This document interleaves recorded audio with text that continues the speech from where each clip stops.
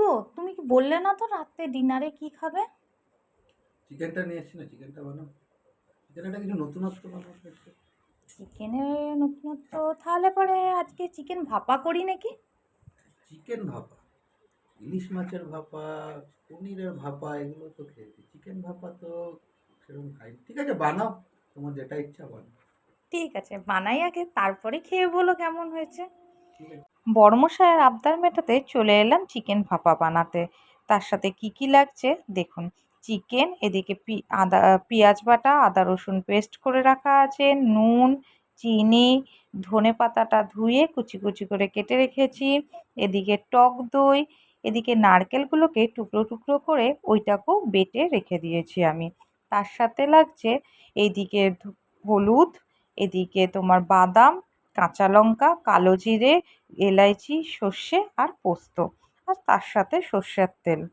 এইগুলো সব কিছু একসাথে রেখে এইবার মিক্সির জারে একে একে সর্ষে, পোস্ত, তারপরে তোমার এই বাদাম, কাঁচা লঙ্কা সব একসাথে আমি বেটে নেব। আচ্ছা, আপনারা কে কিভাবে বানান বলুন তো এই চিকেন ভাপাটা? কেউ যদি বানিয়েছেন আগে, জানাতে ভুলবেন না। আর কে কিভাবে বানান সেটাও জানাবেন। আমি কিন্তু চিকেন ভাপাটা এইভাবেই বানাই। এই যে এদিকে আমার মিক্সচারে ওইটা বাটা পেস্টটা হয়ে গেছে। তারপর এখানে টক দইটা দিয়েছি, নারকেল, এগুলোকেও একবার বেটে নেব। তার সাথে সাথে আপনারা কিন্তু কমেন্ট করে জানাবেন কিন্তু, হ্যাঁ, আমার রেসিপিটা কেমন লাগলো। এদিকে কড়াই বসিয়ে দিয়েছি, তেল গরম হয়ে গেছে, হওয়াতে এলাইচি আর এদিকে কালো জিরেটা দিয়ে দিলাম। দেওয়ার পরে এইবারে আমরা আস্তে আস্তে পেঁয়াজ বাটাটা, এদিকে আদা রসুন যে পেস্ট করে রেখেছি সেটা, আর এগুলো সব দিয়ে ভালো করে মশলাটা কষিয়ে নেব। অনেকে আবার কাঁচাও করেন, কিন্তু আমি আবার কাঁচাটা করি না। তাতে কি হয়, একটা কাঁচা মশলার গন্ধ হয়।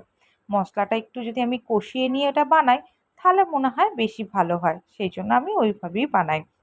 এখানে নুন আর হলুদটা দিয়ে দিয়েছি, দিয়ে ভালো করে এটাকে অনেকক্ষণ ধরে কষিয়ে নিলাম। আপনারাও কেউ কি বানিয়েছেন সেটা জানাবেন কিন্তু। আর আমার এই রেসিপিটা আজকে কিন্তু আমি ফার্স্ট টাইমই ট্রাই করলাম। তা আমি বললাম দেখি কেমন হয়। আর এইদিকে দেখুন বাটির মধ্যে তোমার মাংসগুলো দিয়ে দিলাম।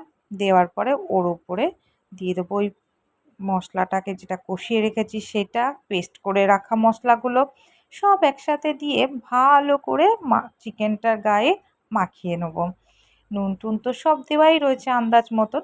আর মিক্সির জারটাকে ধুয়ে তার মধ্যেও একটু দিয়ে দিলাম জলটা, দিয়ে ভালো করে সুন্দর করে মাংসগুলোর গায়ে যাতে মশলাগুলো সব ভালো করে মিশে যায়, দিয়ে মাখিয়ে এদিকে কড়াইতে জল গরম বসিয়ে টিফিন বক্সটা বসিয়ে দিলাম, দিয়ে এবার একদম ধিম আঁচে করে দিয়েছিলাম।